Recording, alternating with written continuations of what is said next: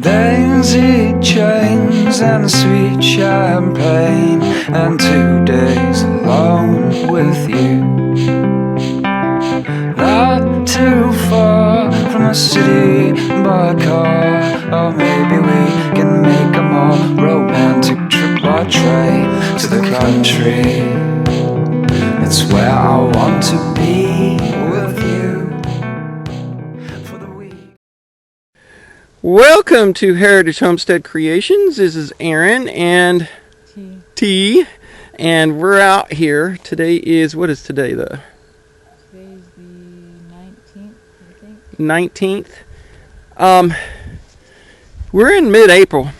Things are a little different this year. As you notice, the trees are just starting to bud out and leaf out, which is kind of odd. We're going to have to go back in our videos, and because it feels like for some reason or another, this is really late. Now, last night was the last, what we hope was the last possible frost. It did not frost, but we got down into the 30s, and we've been waiting this long to put stuff in instead of putting it in early like you've seen us do before, and then run around with a bunch of tarps. Yes, it slows things down as far as their early spring jump because they don't have that extra couple of weeks to root into the soil and set themselves before it really heats up. But we're trying something different. Plus, there's all these other projects that we've been on. So we're out here. We're trying to sort things out. And we wanted to show you how we're doing it so that you can understand the thinking involved in this. Because growing gardens is really, really easy, but it does require a little bit of thought as to how you place things because of, what do we got to do? Seed save? Seed save. And that requires some simple understandings of how close you can plant certain things to each other in order to get some viable seed off of those plants next year. So we started laying out, and we're doing it kind of heavy and close. Normally I would want to put just a little bit more room in here, but I'm going to pack it pretty dense this year. We've got the new Back to Eden setup that we were really longing for the longest time, and that's going to help hold moisture in the ground this summer, which is huge. But we've started with all our aromas, so this whole patch right here is all aromas, and then we've come in with all eggplant, and then we've done some peppers and some kale right in the middle of it, and then some more peppers, and then all of these are early girls. That's one of our favorites. And then we have about another 10, 11, 12 varieties of tomatoes that we've got to do. So what we're going to have to do is find ways to separate them. And I believe the website is seedsavers.org. Yeah. That's the website. I've mentioned this before, but you can go to that website, and they have a chart that talks about seeds or plant separation for seed saving purposes. So you don't have to buy seeds ever again. You save all your own seeds from all the stuff that you grow. So when we do seed saving, sometimes we'll do it knowing that we're going to save seeds, and then sometimes we'll do it where we don't care and we know we're not going to save seeds because of proximity to other things. Because for the most part, tomatoes are self-pollinating. Yes. But brassicas aren't. They need a pollinator. And if you're going to let brassicas go to flower to save seed, then you need more than just this whole place to separate them. Now, I think I got enough room that I can do that kind of. We're going to see how cross-pollinated some seed is. Yeah. But for the most part, we try and let one brassica go to seed at a time. And, then we'll do certain crops solely just to save seed on them. So last year, we did a few rows of beans over here just for seed. We didn't eat any of it. We just... that was down here. That was one, yeah. Was that row over there? Those greens, but I thought we had some, well, It does. and some over. Anyway, Yeah. we did it late season, put some beans in, and didn't have any others. So technically, you're supposed to have 10 feet between your types of tomatoes, and it's kind of close to 10 feet here. And we got to keep that concept going. So right now we're getting started. This year we've got 5 rows of beans up there, so I don't expect to save seed on any of those, except for maybe the limas, because their genetics are so different than the others, but we'll see. So that's what we're doing this morning. Let's get at it and see how much more we can get in the ground. We'll show you what we're doing as we go. All right, we're kind of moving along with the layout. It's kind of crazy. So, what you got going on over here, honey? Marking labels. Marking labels.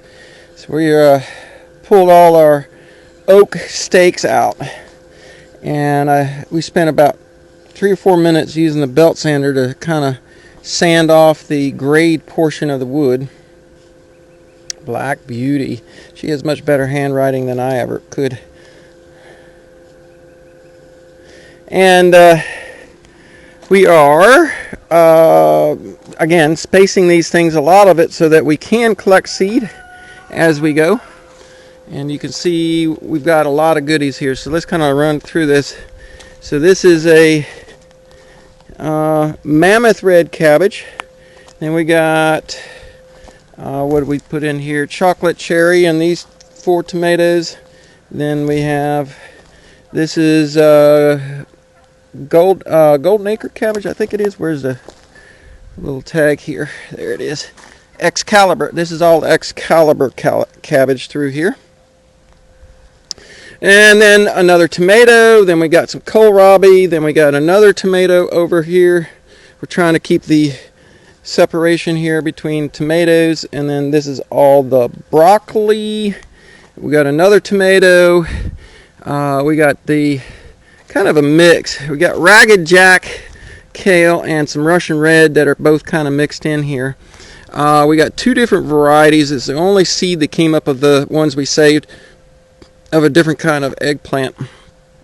So we're going to put those out here. Where this area over here gets a lot warmer because of the amount of sun. This area back here, obviously you can see the shade, so it's going to be cooler for the cabbages. Brassicas really don't like the heat. And they did pretty good that one year. If you all remember, was it first or second year, and we plowed and we put a bunch of them here. They did really good until we uncovered them with the remay, and then the bugs just got in there bad. But you can see how we're kind of laying them out for spacing. We got a pathway here and a pathway, and then one of the things that you've got to keep in mind when you're planting is the size of the plant. So if you're going to get your maximum harvest on this, you need essentially the room that you're going to have for a fully developed plant. So how big does that get? So each one of these literally has 1.5 to 2 foot diameter area around it for them to grow in. The tomatoes are probably a little close, but that's okay because we're going to cage them up pretty nicely. But there you go. So we've got all kinds of goodies. This is cauliflower back here that we've moved across here. We got another tomato here. I think these are orange icicles. And then we got some kale, but mostly Brussels sprouts in this area. I threw some kale up here between these trees. Now,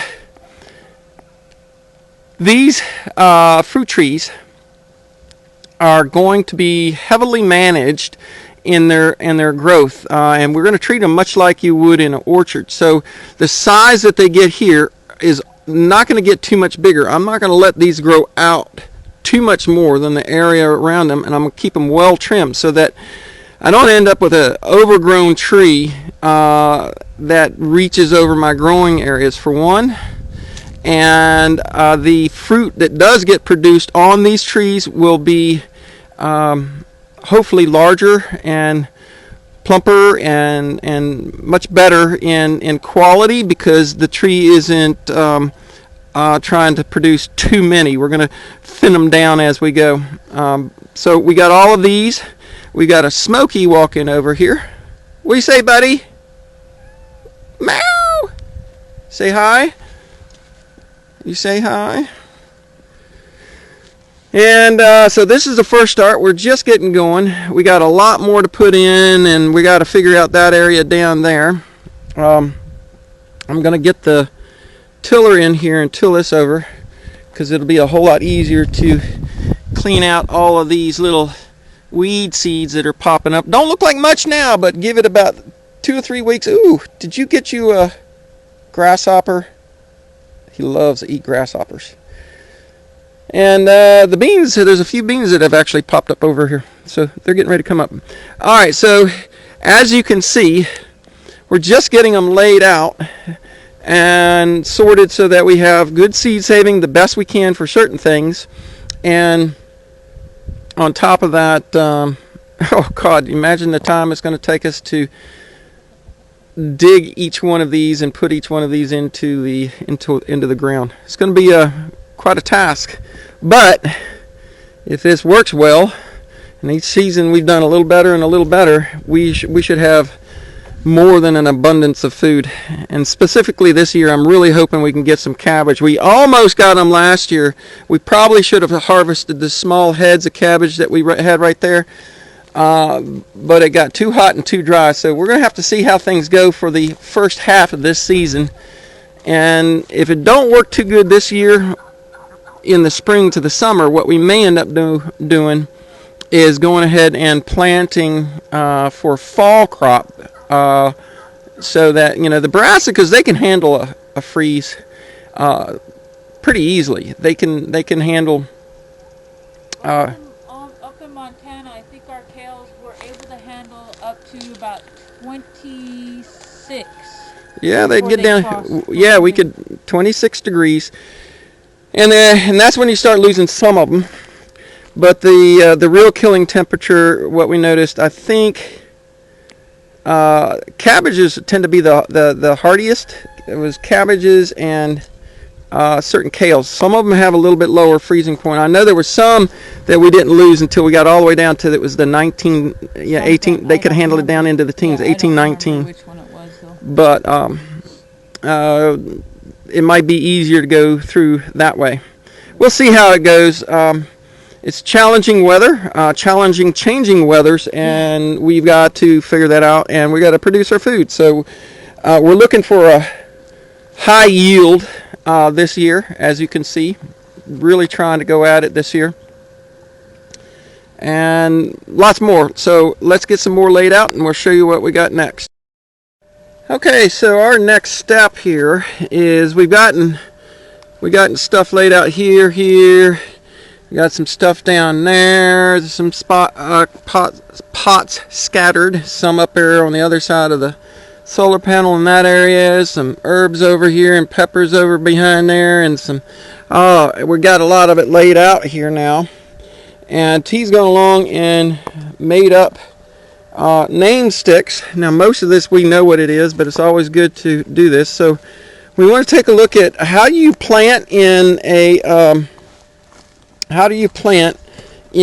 this back to Eden way. That's what T's getting ready to start working on back here. And so you have to pull back your mulch. You don't want to mix or commingle the stratification. Go ahead and put that in there. You don't want to mix the stratification of your soil and your plant, because let's get that dude out of there. Pull you out. Look at that. Now gently pull back. No, the roots. Take those little hair roots and pull them off. So whenever you're potting these or planting these up, pull that. Just pull it off. There you go. Whoa, not too much. And then that encourages those roots, now that they've been broken, to re-go. It's a good thing we're getting that in the ground. That's a little dry. But you see how that's set down. Now you can pull this clay back over get that clay there.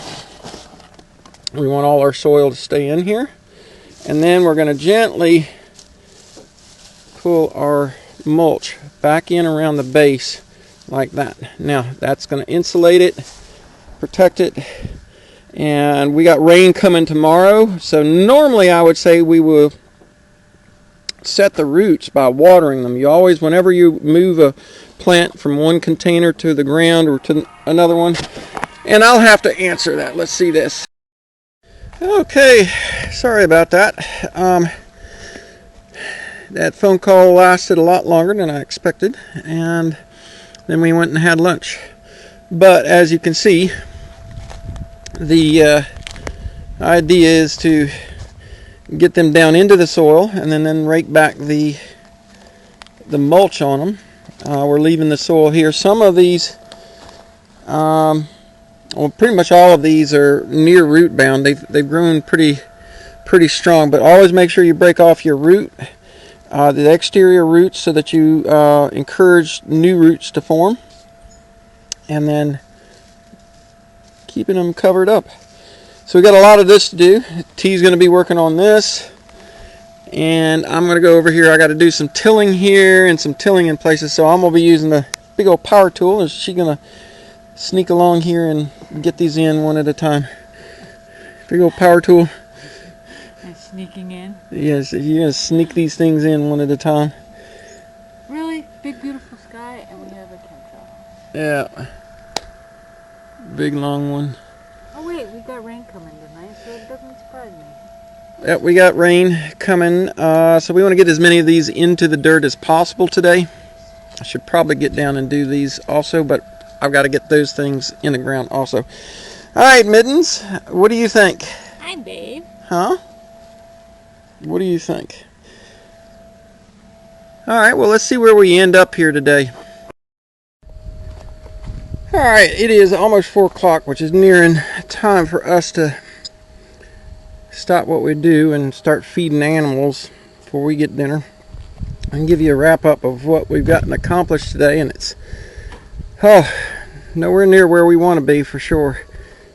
I know, and you did all the work too, didn't you? Alright, so I got my Zooks in here. Hopefully we'll do pretty good with that. T has been working on getting these, just quietly sneaking them all in. She shakes her head. There's a lot. You can see how they've all been put in here really nicely. And we still have how many more to do? Huh? Yeah, hoo-hoo-hoo. She's all excited. You know what? This is going to be a much better year for our production. The girls are flying pretty good this afternoon. They're really doing it to it. Down here, I worked on tilling up this area, and I started getting some of the items in over here. So this whole section I've tilled. I got some tomatoes sitting down there that need to be put in. I haven't done yet. I got some squash here. Some large red cherries. These are pickling cukes. I've got about a dozen seedlings in here. And then some purple Sicily cauliflower here. And then some tomatoes. I've gone up here and taken the suggestions that I've gotten when I talked to you folks and that one video about the rhubarb dying off. So I put the rhubarb here behind the shipping container, and of course the sun sets over there. So we got the afternoon sun.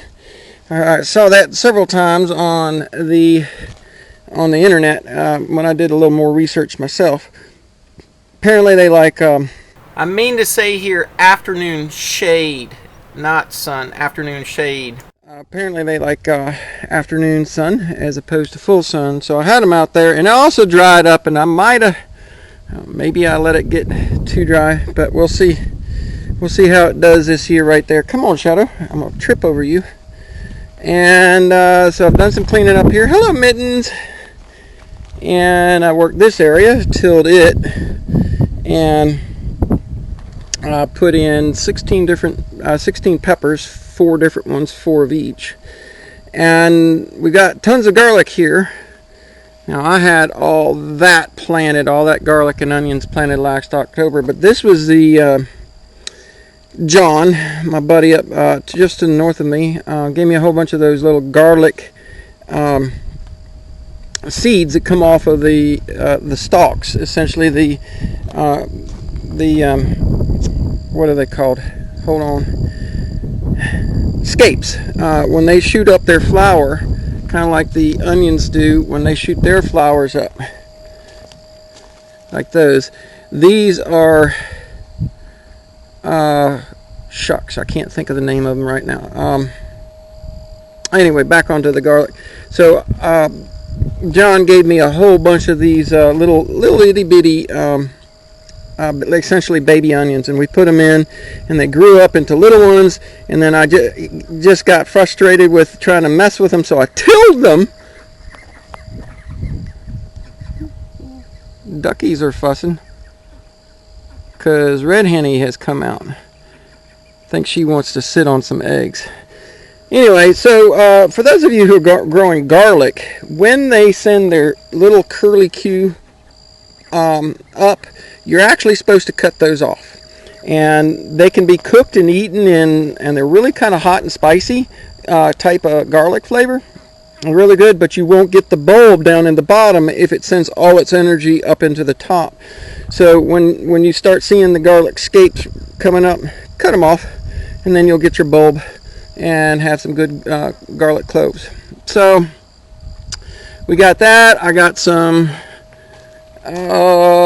kale put in over here and there, a couple of them. The asparagus is really coming, so I've done a big loop here. The asparagus is really shooting up. We've nibbled on some of that. Isn't that beautiful? Ooh, there's a couple more right there, and all these little skinny ones, and another one busting out right there. You are the neediest thing. So all kinds of greens coming out. I mean, it's really busting out, and in about 2 to 3 weeks we're going to have an amazing amount of greenage. But getting in all of these, getting the stuff up there, finish getting all the stuff out of our greenhouse and into the ground. It's going to be a big chore to get it all done. So, it's been a long day, honey.